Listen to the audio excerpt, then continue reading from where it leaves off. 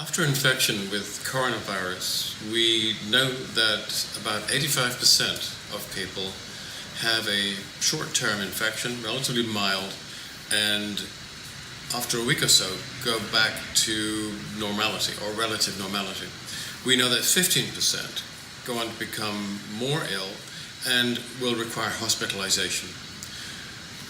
What is it that determines whether you're going to be in that 85% group or the 15% group? Now, we know that there are risk factors including obesity, age, smoking, and comorbidities, but I'm not going to talk about that for the moment because I think that there's another factor which has been overlooked and which may be more important. And here the time course is important.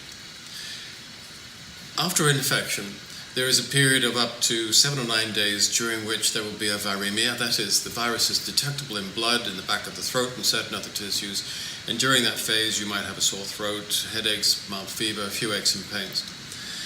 And the fork in the road at this later period, at 7 to 9 days, the ones who go downhill move towards a viral pneumonia, which then becomes a mixed viral, bacterial, and finally fungal pneumonia.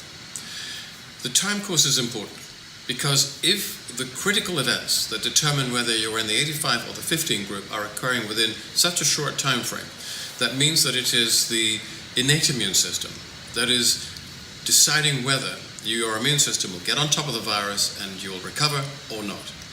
Now, the innate immune system is interesting because it's very susceptible to dietary influences. So, for example, its cellular components, such as neutrophils, macrophages, can only function optimally if you have 1,3,1,6 beta-glucans in the system.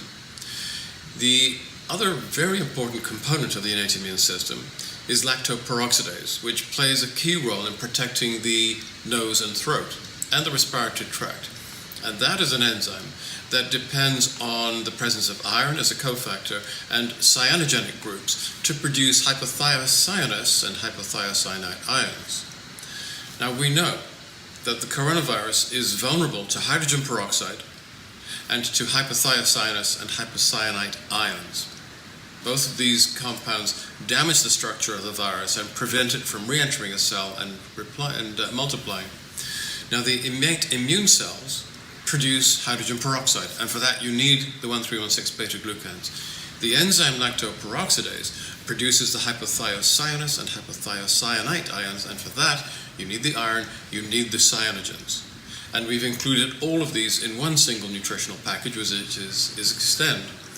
Is Extend a cure for the coronavirus? No, I don't think it is, but what I think it does do is to improve both the cellular components and the enzyme components of the innate immune system and help to push you into the 85% group that will recover, as opposed to the 50% group who will go on to require hospital care.